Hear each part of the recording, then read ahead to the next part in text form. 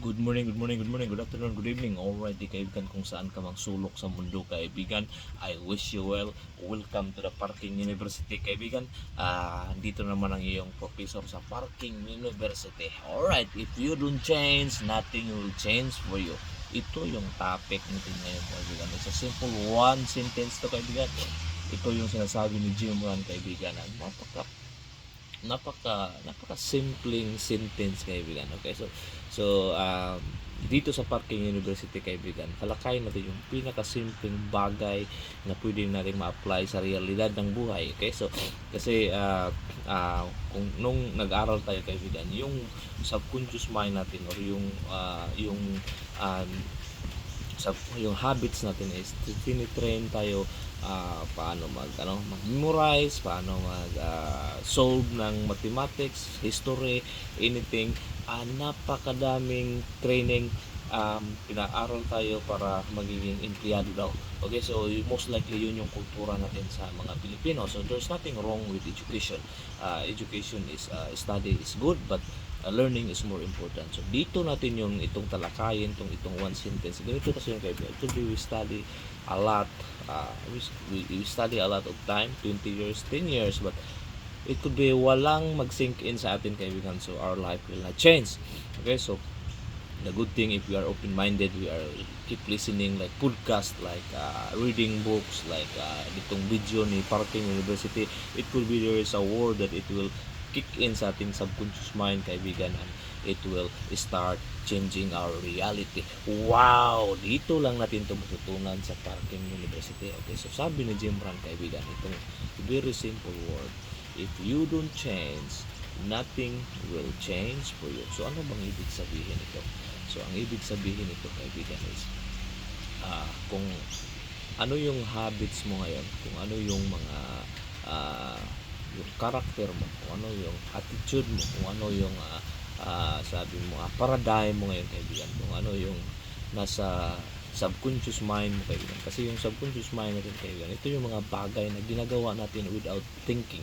So yung mga bagay na consciously natin ginagawa over time hanggang na ma-store siya sa subconscious mind natin, at saka ginagawa natin unconsciously without even thinking. Maraming bagay dun, kaibigan. It could be a positive side, it could be a negative side, kaibigan. So ito nga yung mga sinasabi nga, mayroon tayong mga disempowering na mga nasa subconscious mind natin, kaibigan, na affirmation, like sinasabi natin, hindi naman talaga ako magaling, hindi ko yan kaya, yung family namin ganyan lang talaga, mahirap, so mahirap kami, so para lang yan sa mga mayaman, para lang yan sa mga gwapo, pugi. So any reasons na disempowering, kaibigan.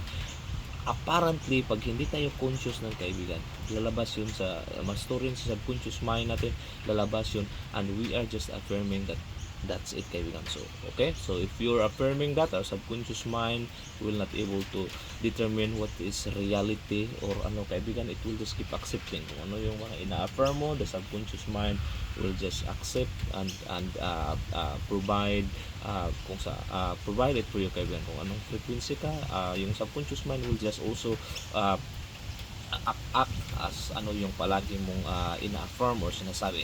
So anyway, so when Jim Rohn say that if you don't change, nothing will change. For example, if I think most of us want change, okay, like ano yung circumstances mo ngayon sa buhay, or if you want like hindi pa natin nakamit, if you want your goal hindi pa natin nakuha, or yung success hindi pa natin nakuha, but how can we solve that? How can we go from here sa situation natin up to that goal, kaibigan, or to that yung gusto natin na success or goal na gusto natin makamit?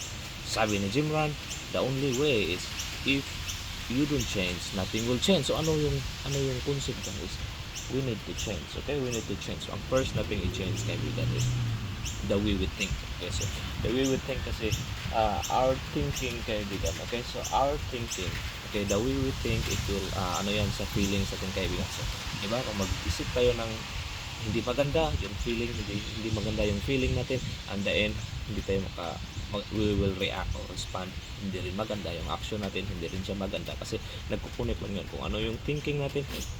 Di ba, kung nag-iisip ka ng pain, grief, anything, anger. So whatever you think, you will feel it. You will feel it.